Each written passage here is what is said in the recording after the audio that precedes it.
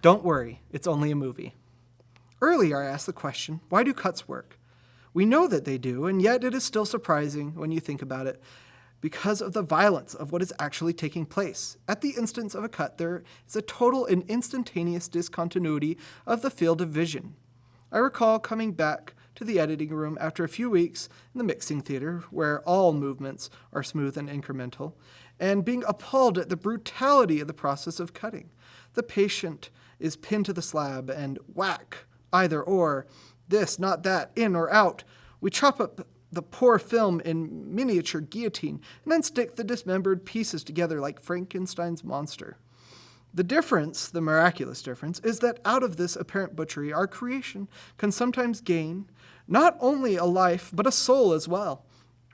It is all the more amazing because the instantaneous displacement achieved by the cut is not anything that we experience in ordinary life. We are accustomed to such things, of course. In music, Beethoven was the innovator and master of this, as well as in our own thoughts, the way one realization will suddenly overwhelm everyone else to be, in turn, replaced by yet another. But in the dramatic arts, theater, ballet, opera, there didn't seem to be any way to achieve total instantaneous displacement. Stage machinery can only move so fast, after all, so why do cuts work? Do they have some hidden foundation in our own experience, or are they an invention that suits the convenience of filmmakers and people have just somehow become used to them? Well, although day-to-day reality appears to be continuous, there is that other world in which we spend perhaps a third of our lives, the night-to-night reality of dreams. And the images in dreams are much more fragmented, intersecting in much stranger and more abrupt ways than the images of waking reality, ways that approximate at least the interaction produced by cutting. Perhaps the explanation is as simple as that. We accept the cut because it resembles the way images are juxtaposed in our dreams. In fact, the abruptness of the cut may be one of the key determinants in actually producing the similarity between films and dreams. In the darkness of the theater, we say to ourselves, in effect, this looks like reality, but it cannot be reality because it is so visually discontinuous. Therefore, it must be a dream. Along those lines, it is revealing that the words a parent uses to comfort a child frightened by a nightmare, "Don't worry, darling, it's only a dream," are almost the same words used to comfort a child frightened by a movie. "Don't worry, darling, it's only a movie." Frightening dreams and films have similar power to overwhelm the defenses that are otherwise effective against equally frightening books, paintings, and music. For instance, it is hard to imagine this phrase, "Don't worry, darling, it's only a painting."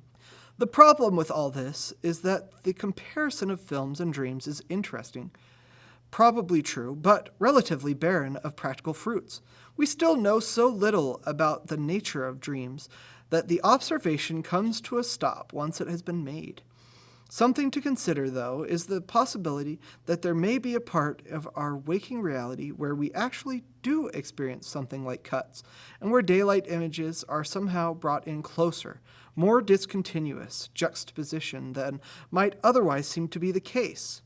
I began to get a glimmer of this on my first picture editing job, The Conversation, 1974, when I kept finding that Gene Hackman, Harry Caul in the film, would be very close to the point where I had decided to cut. It was interesting, but I didn't know what to make of it. Then one morning, after I'd been working all night, I went out to get some breakfast and happened to walk past the window of a Christian Science reading room, where the front page of the Monitor featured an interview with John Huston. I stopped to read it, and one thing struck me forcefully because it related exactly to this question of the blink. To me, the perfect film is though it were unwinding behind your eyes, and your eyes were projecting it themselves, so that you were seeing what you wished to see. Film is like thought. It is the closest to thought process of any art. Look at that lamp across the room. Now look back at me. Look back at the lamp. Now look back at me. Did you see what you did? You blinked. Those are cuts. After the first look, you know that there's no reason to pan continuously from me to the lamp because you know what's in between. Your mind cuts the scene. First, behold the lamp. Cut. Then, behold me. Footnote. Christian Science Monitor, August 11, 1973. John Huston interviewed by Louise Sweeney. What Huston asks us to consider is psychological mechanism, the blink, that interrupts the apparent visual continuity of our perceptions.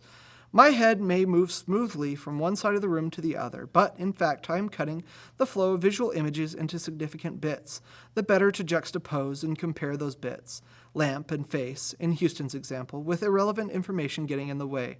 Of course, there are limits to the kind of juxtapositions I can make this way. I can't jump forward or backward in time and space. That is the prerogative of dreams and films, but even so, the visual displacement available to me, just by turning my head from the Grand Canyon in front of me to the forest behind me, or even from one side of this room to the other, are sometimes quite great.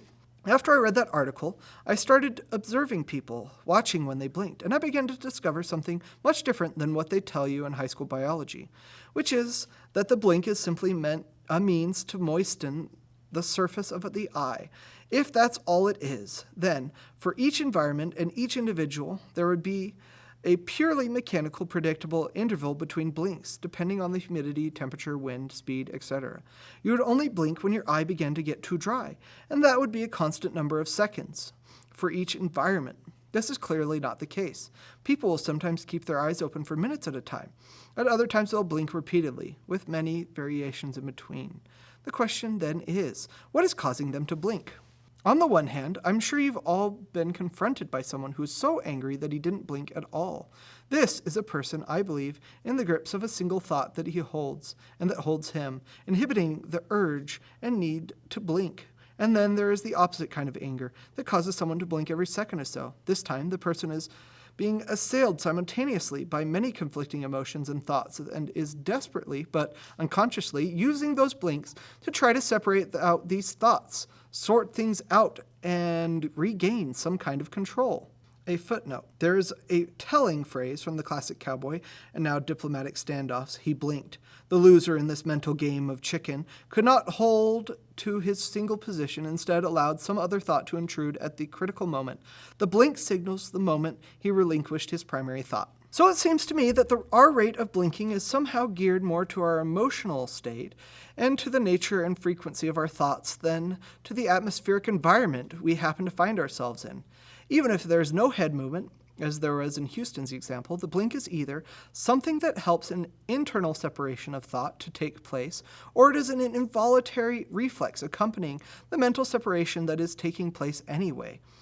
A footnote. Dr. John Stern of Washington University in St. Louis has recently, 1987, published experimental work in the psychophysiology of the blink that seems to confirm this. And not only is the rate of blinking significant, but so is the actual instant of the blink itself. Start a conversation with somebody and watch when they blink. I believe you will find that your listener will blink at the precise moment he or she gets the idea of what you are saying, not an instant earlier or later. Why would this be? Well, speech is full of unobserved grace notes and elaborations, the conversational equivalents of "dear sir" and "yours sincerely," and the essence of what we have to say is often sandwiched between an introduction and a conclusion. The blink will take place either when the listener realizes our introduction is finished and that now we are going to say something significant, or it will happen when he feels we are winding down and not going to say anything more significant for the moment. And that blink will occur where a cut would have happened had the conversation been filmed, not a frame earlier or later. And that blink will occur where a cut would have happened had the conversation been filmed, not a frame earlier or later. So we entertain an idea or a linked sequence of ideas, and we blink to separate and punctuate that idea from what follows. Similarly, in film, a shot presents us with an idea or sequence of ideas, and that cut is a blink that separates and punctuates those ideas. A footnote. This can occur regardless of how big or small the idea happens to be. For instance, the idea could be as simple as she moves quickly to the left. At the moment you decide to cut, what you are saying is in effect, I am going to bring this idea to an end and start something new. It is important to emphasize that the cut itself does not create the blink moment. The tail does not wag the dog. If the cut is well placed, however, the more extreme the visual discontinuity from dark interior to bright exterior, for instance, the more thorough the effect of punctuation will be.